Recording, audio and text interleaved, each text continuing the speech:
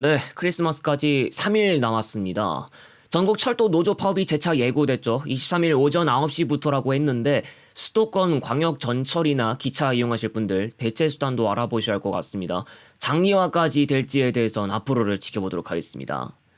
먼저 동방고속이 대전광역시에 진출합니다. 현재 금호고속의 직행부에서 한 차례 운행하는 대전 복합 광양여수 노선이 동방고속으로 이관되는데요. 버스타고에서만 정보가 어느 정도 반영됐습니다.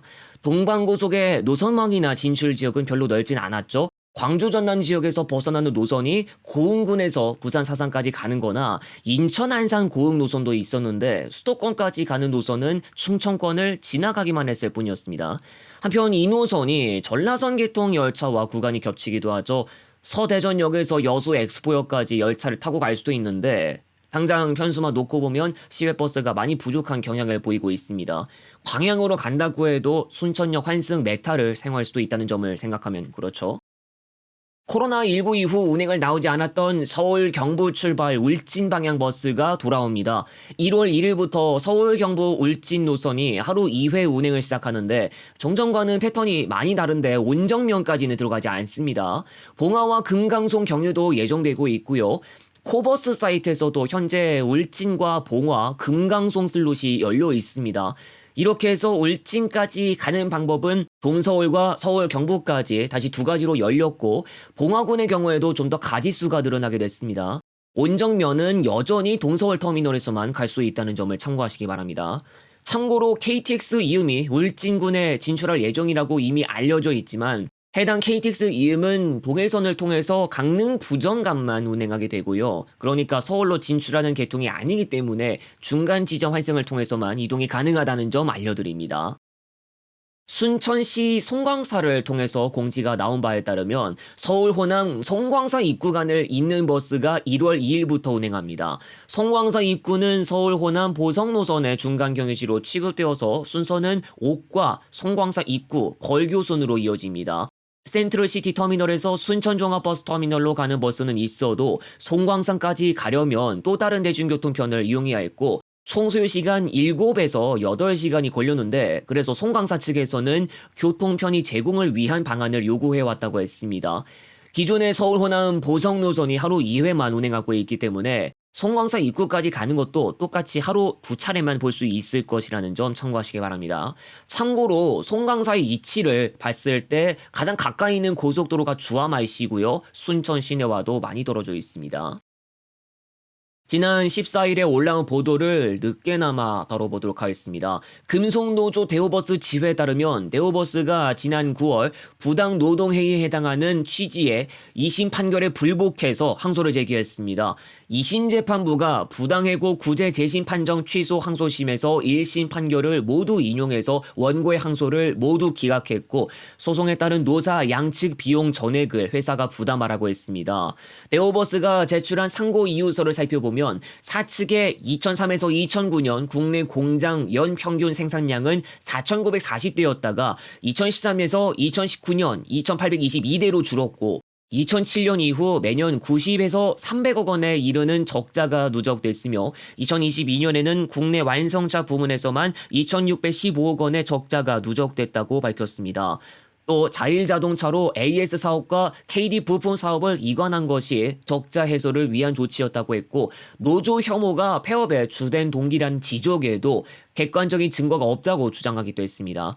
노조는 상고 답변서에 사측이 2019년도까지 누적 당기 순이익이 542억 원이었고 2020년 이후 적자폭 증가는 코로나와 베트남 법인으로의 사업 이전으로 인한 공백 때문이었으며 경영진이 90%가 노조 지회장들 탓이었다면서 노조 혐오 의사를 밝혔다고 했습니다. 한편 네오버스의 공장 정리 이후 부품 협력사들이 문을 닫으면서 수리나 공급망에 공백이 생기기도 했는데 전국 버스 운송 사업 조합 연합회가 자일자동차 측에 사후 조치를 요구했고 자일 측은 조치하겠다는 답변을 남겼지만 문제는 현재 진행형인 것으로 전해집니다. 아시아나항공 기업 결합이 예정되고 있는 가운데 이번 달에 공정거래위원회가 대한항공의 마일리지 통합안을 다시 작성해서 보고하라고 했습니다. 공정위가 이와 같은 결정을 내린 데에는 아시아나 마일리지가 대한항공 마일리지로 전환될 때 82%밖에 인정받지 못하고 사용처마저 불충분하다는 판단에서 비롯됐는데요.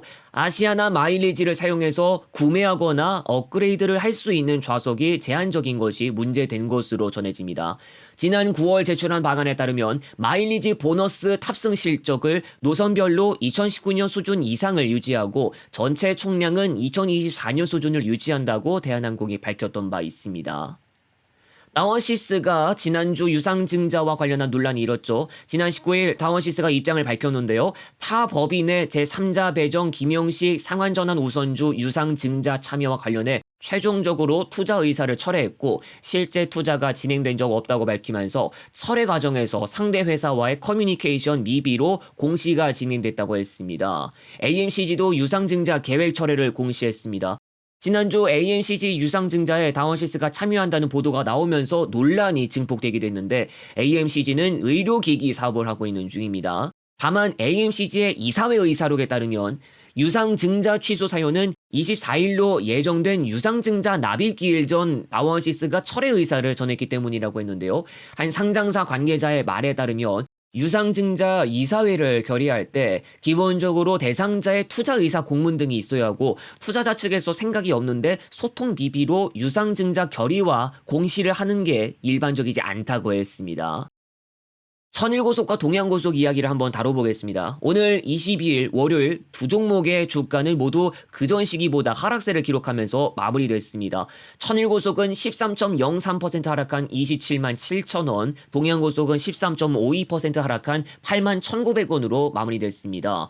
주가 상황은 계속해서 지켜볼 필요도 있습니다만 두 종목은 전거래일에도 모두 하락세를 기록했는데 각각 26.61%, 29.12% 급락했죠. 서울고속버스터미널 재개발 가시화 소식이 전해지면서 두 종목이 보유한 지분 가치가 부각될 수 있다는 기대감에 매수세가 집중됐다고 전해지지만 단기간 과열 양상이 이어졌고 한국거래소가 매매 거래 정지 조치를 취하기도 했습니다.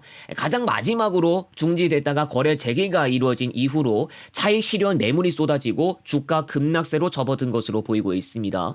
전문가들은 재개발을 기대하는 단일 재료에 주가가 과도하게 반응했으며 유통 주식이 적은 테마주라면 상승만큼 하락 속도도 빠를 수 있다는 점을 유의해야 한다고 하고 있습니다. 실제로 천일고속의 유통 물량은 15%에 불과하고 동양고속의 소액 주주 지분은 35.8%에 그쳤습니다.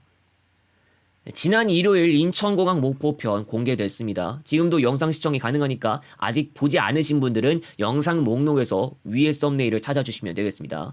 그리고 차기 인천공항 지방 간의 에피소드는 강원권으로 계획하고 있습니다. 설 연휴 기간 다가오기 전에 구체적인 구간을 정한 뒤에 제작해서 공개해 볼 수 있도록 하겠습니다. 다음 영상에서 다시 오겠습니다.